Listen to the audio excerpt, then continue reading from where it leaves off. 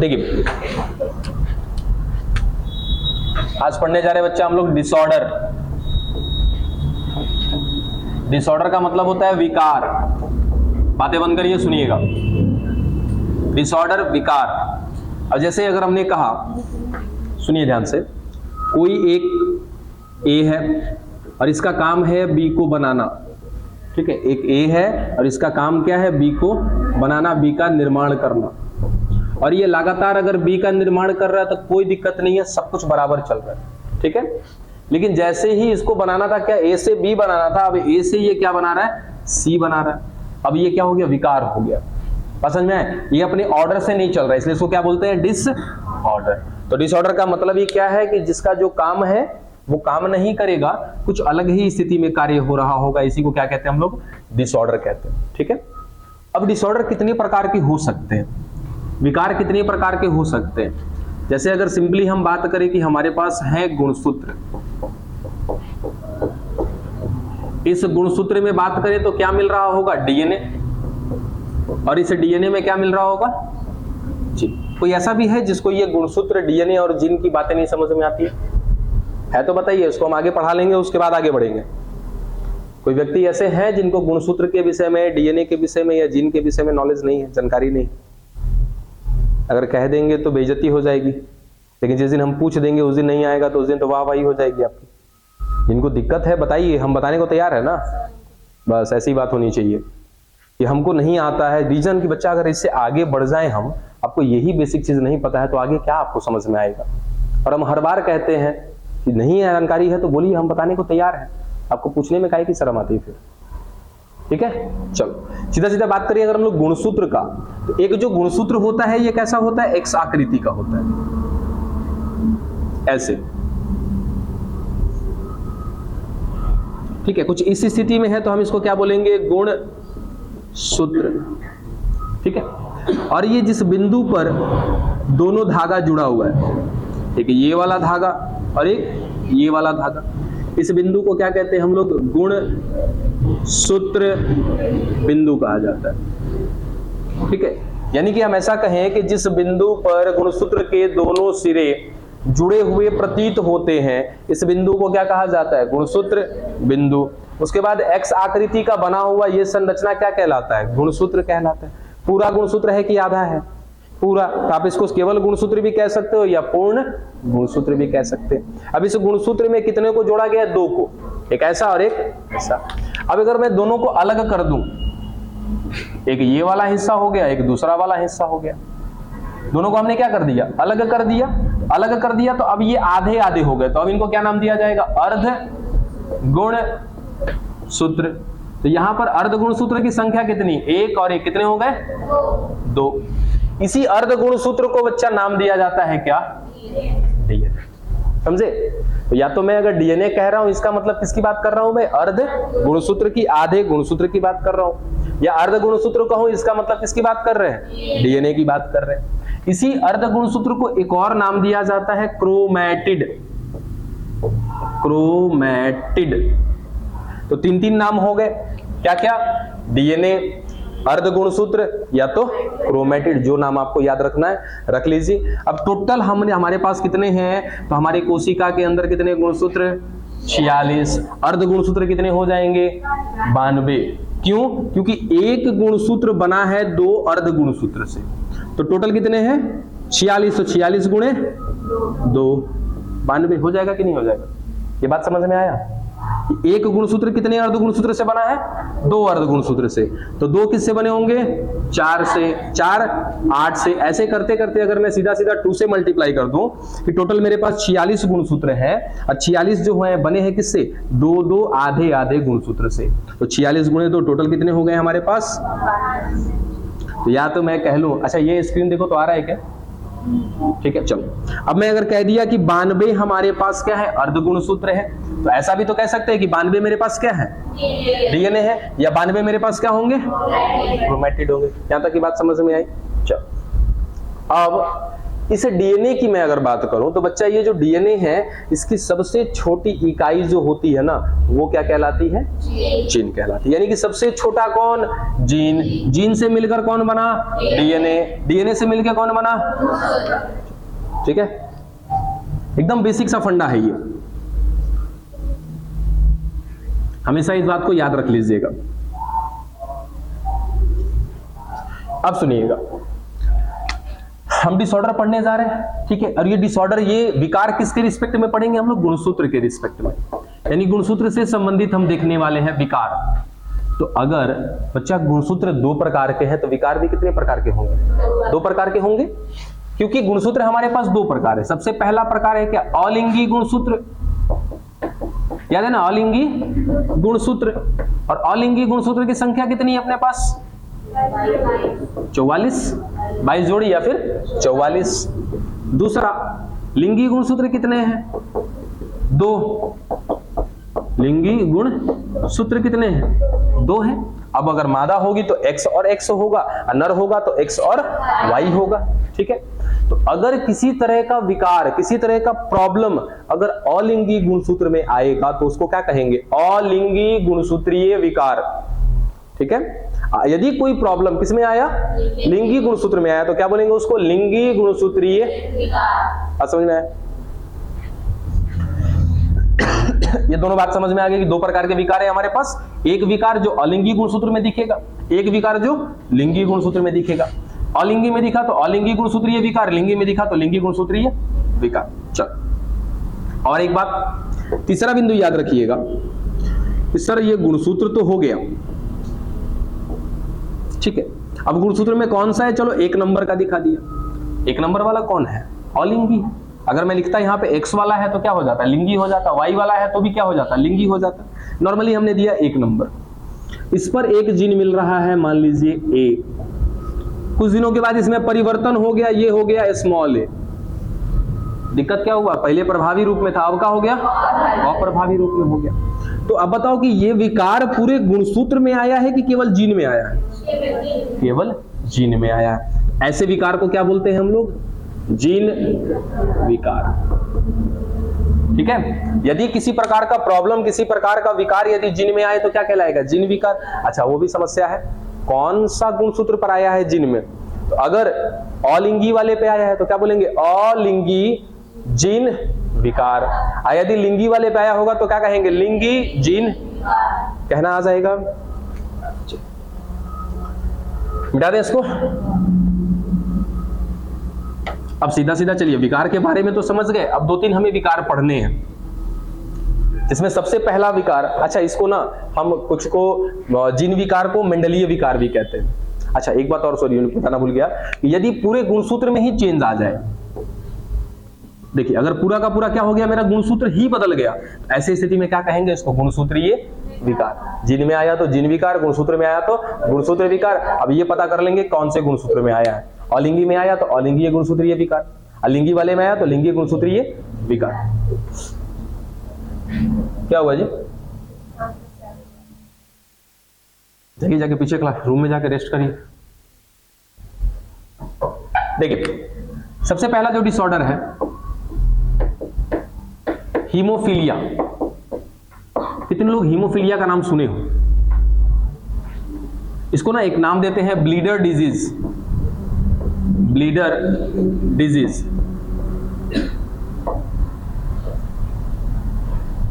नाम सुना है क्या? हीमोफीलिया। हीमोफीलिया क्या होता है? किसी ने जाना, सुना, पढ़ा? ब्लीडर, ब्लीडर माने ब्लीडिंग होते रहना, ठीक है, ब्लड आते रहना, उसको क्या कहते हैं? Bleeder disease. यानी कि इस रोग का सबसे एक जो मुख्य लक्षण है, वो मुख्य लक्षण कुछ ऐसा है कि जिस व्यक्ति को क्या हो जाएगा? हीमोफीलिया हो जाएगा, उस व्यक्ति का रक्त का बहाव नहीं रुकेगा। रक्त का बहाव नहीं रुकेगा। ये लाइन शायद कुछ को समझ में आई होगी, कुछ को नहीं भी। रक्त का बहाव हमारे शरीर में है, ठीक है। ये कौन सा रक्त बहाव रोकने की बात हो रही है? जैसे आपको कट लग गया, चोट लग गया, जैसे छिला गया, कट गया, तो आप क्या करते हैं? बांध के रखते हो, कुछ देर चाप के रखते हैं, 2-4 मिनट 5 मिनट के बाद क्या हो जाता है? रक्त बहना बंद हो जाता है। कहीं आप गिर गए तो क्या हो जाता है, छिला जाता है, तो वहां पे कंटिन्यूअस तो ब्लीडिंग नहीं होती, लेकिन थोड़ा मोड़ा ब्लीडिंग होती है। कुछ देर आप पाउडर कुछ भी लगा देते हो या नहीं भी लगाते हो तो वहां पे क्या हो जाता है, खून ऊपर से जम जाता है, ठीक है। तो जम गया, तो जमा इसलिए क्योंकि आपके बहाव को रोकना है, रक्त के बहाव को रोकना है। सोच के देखो कि अगर हम एक पिन भी मारते हैं अपने बॉडी में, वहां से ब्लड आना चालू हो जाता है, ठीक है। अगर वो न रुके तब बूंदे बूंद क्या होता रहेगा, रक्त बहता रहेगा कि नहीं बहता रहेगा। एक समय ऐसा आएगा कि वो व्यक्ति क्या हो जाएगा, मर जाएगा, ठीक है।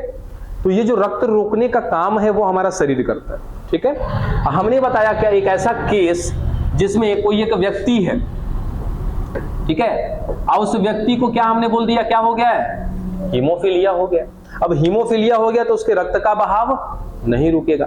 जब भी उसके शरीर में किसी प्रकार का कोई कट लगेगा या कोई दुर्घटना होगी, उस दुर्घटना के दरमियान उसका हाथ हो गया, पैर हो गया, कुछ भी अगर कट गया, फट गया, तो उसके रक्त का बहाव नहीं रुकेगा, बहेगा तो बहता रह जाएगा।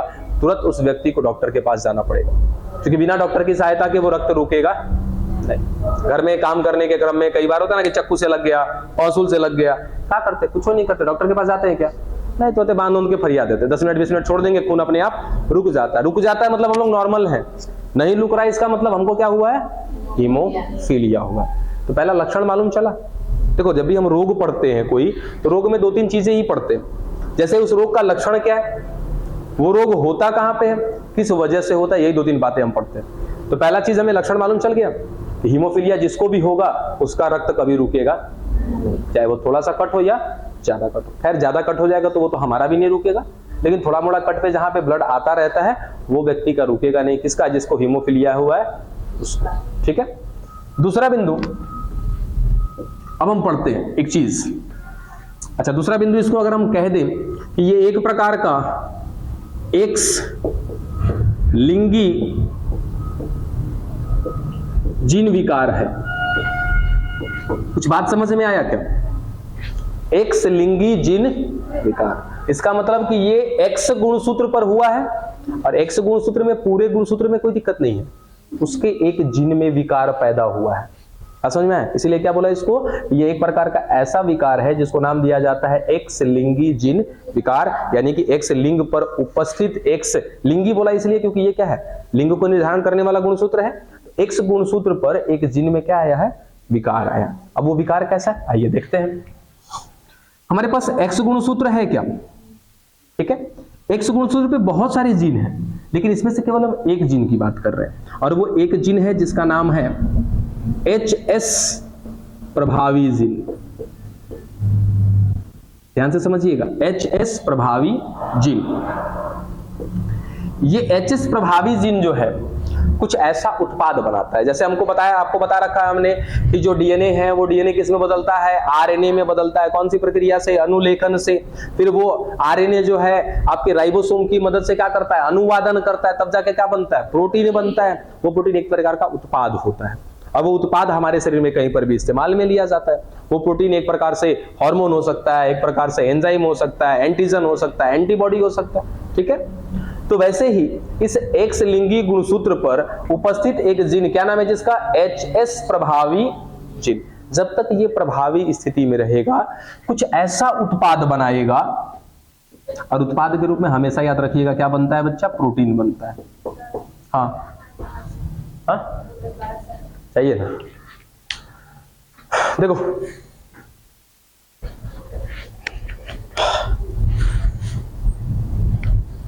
ध्यान दीजिएगा, HS प्रभावी जीन ये बना रहा है उत्पाद, और इसके उत्पाद के वजह से सब कुछ ठीक रहता है। यानी कि जिसके अंदर ये HS प्रभावी जीन है, उसके अंदर ये प्रभावी जीन उत्पाद बना रहा होगा, और ये उत्पाद क्या करेगा, तो रक्त को थक्का जमाने में मदद करेगा। रक्त का थक्का जमाना, रक्त का थक्का जमाना समझते हो, थक्का माने क्या होता है, रक्त का जमना। तो रक्त का थक्का जमाने में सहायता करेगा। कब, जब ये प्रभावी रूप में रहेगा तब। अभी तक कोई दिक्कत नहीं है, ये सामान्य स्थिति है। इसको क्या बोलते हैं कि ये सामान्य स्थिति है, हर सामान्य व्यक्ति में ये मिलेगा। आपके अंदर, हमारे अंदर, सबके अंदर यही चीज मिलेगा कि देखो, एक मादा के अंदर भी X गुणसूत्र होता है और एक नर के अंदर भी X गुणसूत्र होता है। तो मादा के अंदर भी वो जीन मिलेगा और एक नर के अंदर भी वो जीन मिलेगा। किस रूप में मिलेगा? HS प्रभावी के रूप में मिलेगा। और जब HS प्रभावी रूप में होगा तो वो क्या करेगा? उत्पाद बनाएगा, और इसका उत्पाद क्या होगा? एक तरीके का प्रोटीन होगा, और ये उत्पाद जाकर के क्या करेगा? उस व्यक्ति के शरीर में रक्त का थक्का जमाने में मदद करेगा।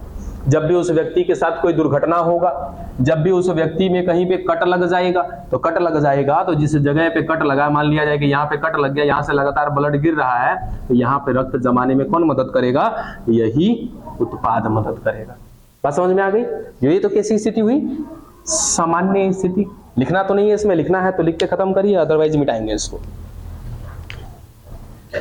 अब देखेंगे हम लोग क्या विकार की स्थिति की, आखिर ये विकार आ कैसे जाता है। ये हम सब लोगों में ऐसा ही है, सामान्य स्थिति है ये।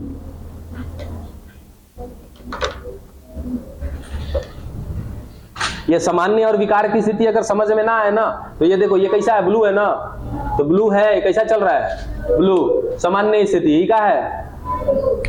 कैसा चल रहा है? ये भी क्या है? सामान्य स्थिति। असामान्य स्थिति हो गई। समझ में आई? बस वही चीज। हाँ,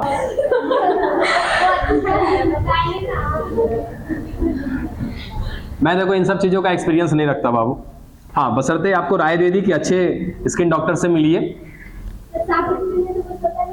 नहीं, साफी पीने से आपका फायदा होगा, नुकसान नहीं होगा। साफी पी लीजिए, एलोवेरा जेल, एलोवेरा का लिक्विड आता है पीने के लिए, वो पी लीजिए। इन सब से फायदा होगा, नुकसान नहीं होगा। उसके बाद विलोए है ना, विलोए का भी लिक्विड आता है, वो भी पी सकते हैं। नीम का भी लिक्विड आता है, वो भी पी सकते हैं।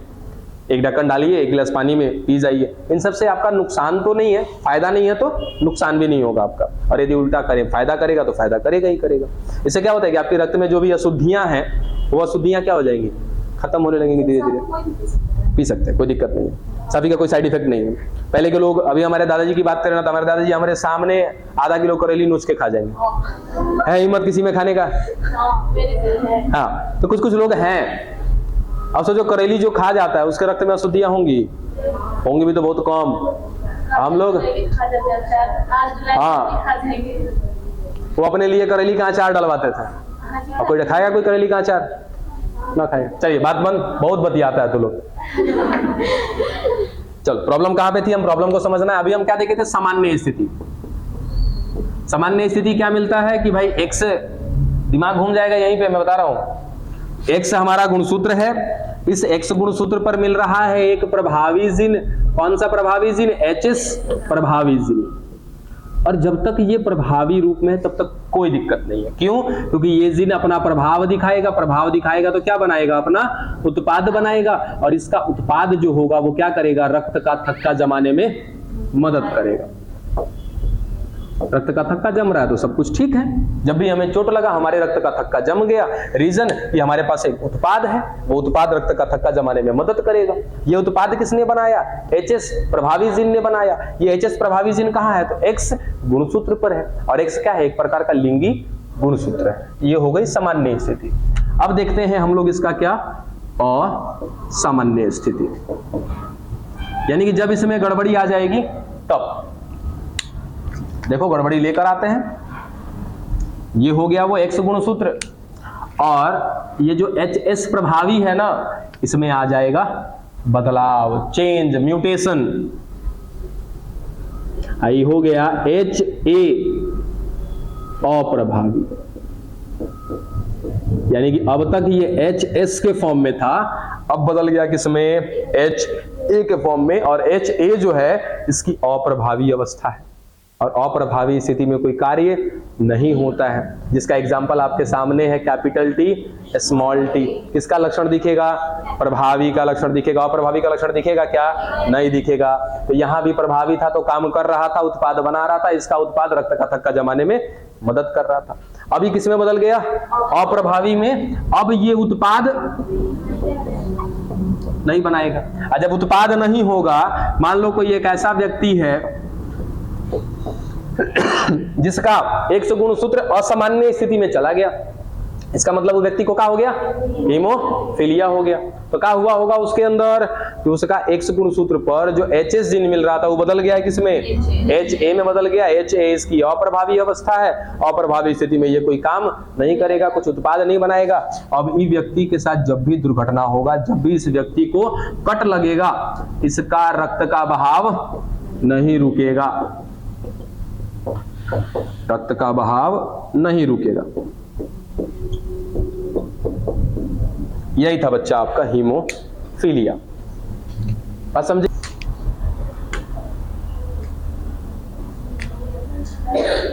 हो गया? चलो रोग तो जान लिया, अब देखें इसकी वंशागति।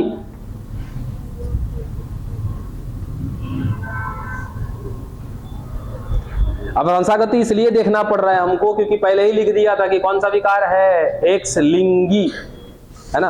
और आपको भी पता है कि कई परिवर्तन यदि लिंगी कोशिकाओं में आए तब या फिर लिंगी गुणसूत्र में आए तो वो परिवर्तन क्या होगा, वंशागति तो दिखाई ही देगा। ठीक है, चलो अब एक्स लिंगी है, एक्स गुणसूत्र पर है।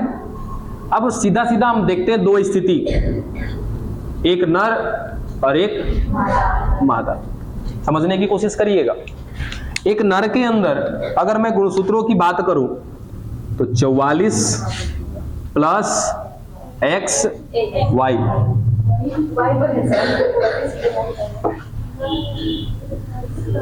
44 प्लस एक्स एक्स।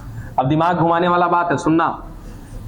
हमने कह दिया ना कि दोनों को हीमोफीलिया है, लड़के को भी है और लड़की को भी, क्रॉसिंग नहीं करा रहे, बस देख रहे हैं। अब हीमोफीलिया है, इसका मतलब यहां पर क्या मिल रहा होगा, एच ए मिल रहा होगा, यहां पर भी क्या मिल रहा होगा, एच ए मिल रहा होगा। दोनों को बता दिया क्या है, हीमोफीलिया है। ठीक है, अब हीमोफीलिया का लक्षण इसमें भी दिखेगा और उसमें नहीं दिखेगा। समझे हम उस बात को, काहे नहीं दिखेगा, काहे नहीं दिखेगा, समझते हैं। इसमें लक्षण दिखेगा, दिखेगा मतलब कि जब भी इसको कट लगेगा इसका रक्त नहीं रुकेगा, इसको जब भी कट लगेगा इसका रक्त रुक जाएगा। क्या समझे? हीमोफीलिया है मगर हीमोफीलिया का लक्षण दिखेगा।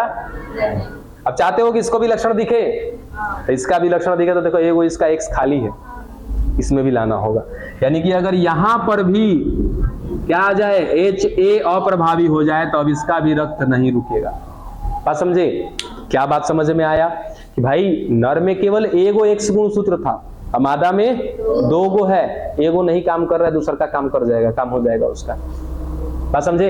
क्योंकि यहाँ पे तो अकेले संभाल लेता ना, तो वहां भी अकेले संभाल लेगा। ठीक है, तो एगो अगर काम नहीं भी करेगा तो दूसरा वाला काम कर जाएगा। यानी कि अगर मादा को भी प्रभावित करना है, मादा में भी हीमोफीलिया का लक्षण देखना है, तो उसके दोनों एक्स गुणसूत्र पे क्या होना चाहिए, एच ए अप्रभावी जीन मिलना चाहिए, क्या होना चाहिए। बात समझे? चल अब मैं क्या कहूंगा कि ये नर प्रभावी है कि नहीं है, सॉरी प्रभावी नहीं, प्रभावित है कि नहीं है, हीमोफीलिया से प्रभावित है। ये मादा, ये भी प्रभावित है। चलो प्रभावित की स्थिति समझ में आ गई। अगर केवल एगो पे होगा तो क्या कहेंगे, प्रभावित है कि नहीं है, प्रभावित नहीं है लेकिन वाहक है। अब ये क्या हो गया भाई, वाहक है, इसको कोनो दिक्कत नहीं है, इसके वजह से इसका बच्चा दिक्कत में चला जाएगा। कैसे दिक्कत में जाएगा वो हम देखेंगे। यहाँ दोनों की स्थिति समझ में आ गई कि अगर मादा को प्रभावित करना होगा तो इसके दोनों एक्स गुणसूत्र पर क्या लाना होगा, एच ए लाना होगा। अगर खाली एगो पे मिल रहा है एच ए, तो का होगी, वाहक कहलाएगी, आई का होगी, प्रभावित होगी। बात पल्ले पड़ी कि नहीं? प्रभावित करना है तो दोनों पे लाना होगा, अगर एगो पे है तो क्या कहलाएगी, वाहक। वाहक माने ढोने वाला, कि पीढ़ी दर पीढ़ी रोग को ढो के लेके चलेगी, कहेगी हमारा कोनो दिक्कत ना है, आगे आने वाले को दिक्कत करा देगी। कैसे, अभी देखेंगे। बिठा दे, नर बेचारा एगुड़े है, ये है गुणसूत्र एक्स वाला, एगो में दिक्कत हो जाएगा, वो प्रभावित हो जाएगा। मादा में क्या है, दो को है, प्रभावित करना है तो दोनों पे जाना चाहिए, अगर एगो पे है तो क्या कहलाएगी, वाहक कहलाएगी। कैसे, आइए सीन समझते हैं।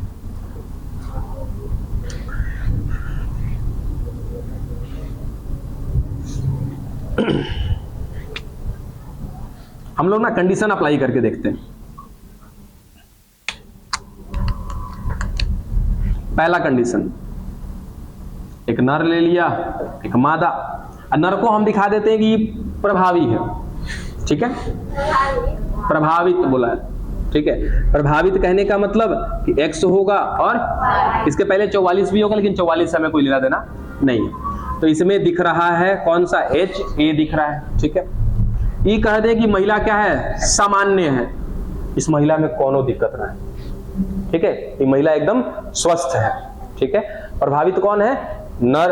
अब यहां से जो गैमेट बनेगा वो क्या बनेगा, X बनेगा और Y बनेगा। X पे ही प्रभावित वाला होगा स्थिति की नहीं होगा, इसमें एकदम सामान्य है, कोई दिक्कत नहीं है, ठीक है। अब अगर E वाला X के साथ E वाला जुड़ जाएगा तो आगे आने वाला जो बच्चा होगा कि बच्ची होगी, X जाएगा नहीं वाला इस पे, E कहलाएगी वाहक, क्योंकि इसको कोई दिक्कत नहीं होगा, ठीक है। दिक्कत किसको कराएगी वो भी देखेंगे। अब सोचो इसके साथ भी जाके जुड़ेगा तब भी सेम स्थिति आएगी वाहक वाली, ठीक है। अगर कहीं EX इसके साथ जुड़ गया तो कौन हो जाएगा, एक लड़का हो जाएगा। लड़का क्या होगा, एकदम स्वस्थ होगा, कोई दिक्कत नहीं होगा। चलो पहला केस समझ में आ गया, मिटाएं।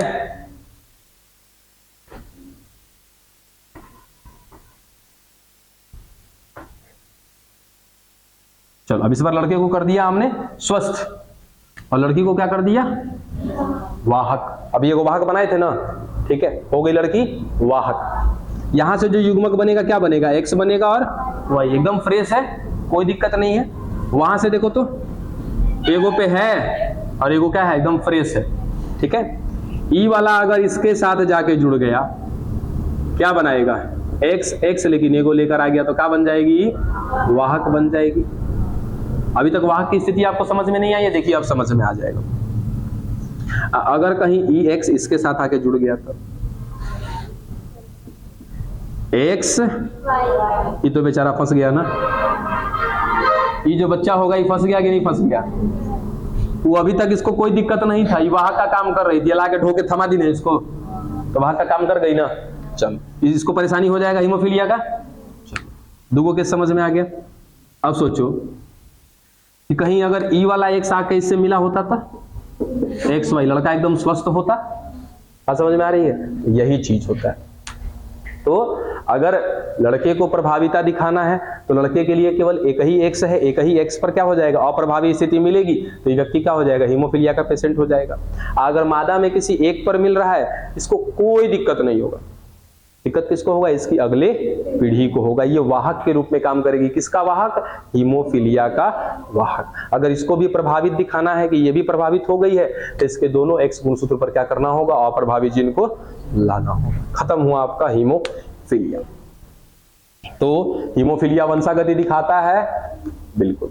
आ भी जाएंगे ना, तो आ भी जाएंगे ना, पढ़े के मनना है।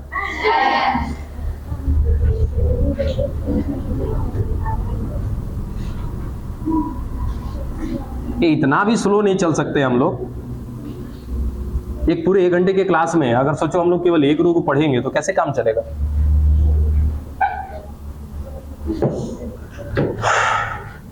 सिकल सेल एनीमिया दूसरा रोग पढ़ रहे हैं ना। सिकल सेल एनीमिया ना पढ़ा के ना हम दूसरा पढ़ा देते हैं, ठीक है। छोटा है वो, सिकल सेल एनीमिया थोड़ा सा बड़ा है। जितना समय लग गया है इसमें ना उतना ही से कम ही समय लगेगा या थोड़ा बहुत ज्यादा लगेगा। इसको छोड़ देते हैं, तीसरा पढ़ा देते हैं हम, दूसरे नंबर पे रखते हैं। लेकिन हम लोग नेक्स्ट डे में पढ़ लेंगे किसको, सिकल सेल एनीमिया। उसको हिंदी में कहते हैं दात्र कोशिका अरक्ता, ठीक है। अब हम जो एक दूसरा रोग पढ़ रहे हैं इसका नाम है फिनाइल कीटोनूरिया, ठीक है, फिनाइल कीटोनूरिया। डन। अब ये फिनाइल कीटोनूरिया क्या है, पढ़ भी नहीं किए हैं सब, शॉर्ट में इसको खत्म कर देते हैं हम। दात्र कोशिका रक्ता में समय लग जाएगा काफी, क्योंकि समझाना पड़ेगा, इसमें कोडॉन वगैरह समझाना पड़ेगा।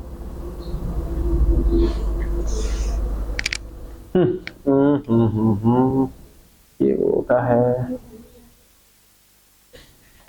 चलिए शुरू करें। सबसे पहला बिंदु, तो हमें इस बात का नॉलेज रखना होगा कि ये क्या है, एक प्रकार का अलिंगी विकार है। यानी कि कहां पर विकार होगा, ये अलिंगी गुणसूत्र पर होगा। ठीक है, अब सुनो ध्यान से। हमारे अंदर एक चीज बनता है जिसका नाम है फिनाइल एलानीन।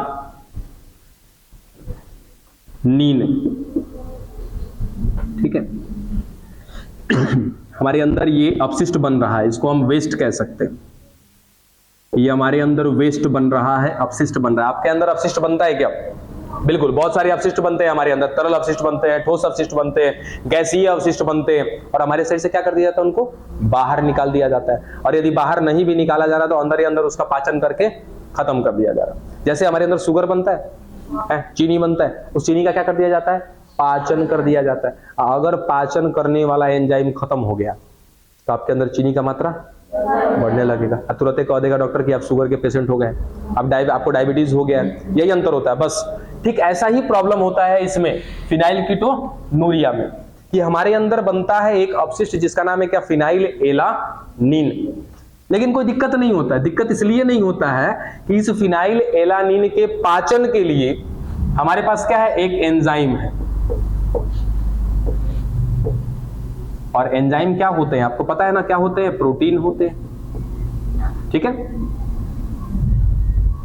और ये एंजाइम जैसे जैसे हमारे बॉडी में क्या बनता रहेगा, फिनाइल एलानीन बनता रहेगा, हमारे अंदर एक क्या मिल रहा है, प्रोटीन, जो क्या है, एक प्रकार का एंजाइम है। ये एंजाइम इस फिनाइल एलानीन का क्या कर देगा, पाचन, और पाचन करके इसको बदल देगा टायरोसिन में।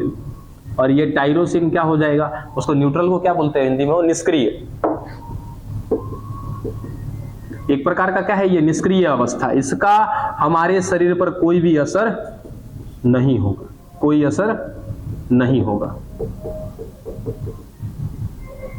यानी कि लगातार हमारे अंदर क्या बनता जा रहा है, फिनाइल एलानीन बनता जा रहा है हमारे अंदर। लेकिन दिक्कत की बात इसलिए नहीं है कि हमारे अंदर इसके पाचन के लिए एक क्या मिल रहा है, एंजाइम। वो एंजाइम लगातार फिनाइल एलानीन का पाचन करके उसको बदल दे रहा है किसमें, टायरोसिन में। और ये टायरोसिन क्या है, निष्क्रिय अवस्था है, ये हमारे शरीर को कोई नुकसान नहीं पहुंचाएगी। ठीक है, अब एक सवाल, ये एंजाइम जो बन रहा है, जो प्रोटीन बन रहा है, मैं कह सकता हूं क्या कि ये एक प्रकार का उत्पाद है? तो ये उत्पाद है तो कौन बना रहा होगा, जीन बना रहा होगा। ये जीन कहां पर होगा, गुणसूत्र में होगा। और ये वाला जीन कहां पर है, अलिंगी गुणसूत्र पर है। ठीक है, अब इस अलिंगी गुणसूत्र पर उपस्थित जीन में आ जाएगी खराबी। तो ये जो जीन है ये हो गया खराब, यानी कि इस जीन में क्या आ गया बच्चा, विकार। और जब इस जीन में विकार आ जाएगा तो उत्पाद बनेगा क्या, नहीं। उत्पाद नहीं बना मतलब क्या नहीं बना, प्रोटीन नहीं बना। प्रोटीन नहीं बना मतलब अब जब एंजाइम में नहीं है तो इसका पाचन कोई करेगा, नहीं करेगा। तो हमारे शरीर के अंदर किसकी मात्रा बढ़ने लगेगी, फिनाइल एलानीन की मात्रा बढ़ने लगेगी, बढ़ने लगेगी। इतनी ज्यादा बढ़ जाएगी कि ये अपने आप को परिवर्तित कर लेगा। परिवर्तित माने चेंज कर लेगा। इतनी ज्यादा मात्रा ही इसकी बढ़ जाएगी कि ये अपने आप को चेंज कर लेगा, और चेंज करके एगो अम्ल बना देगा जिसका नाम होता है फिनाइल पाइरूबिक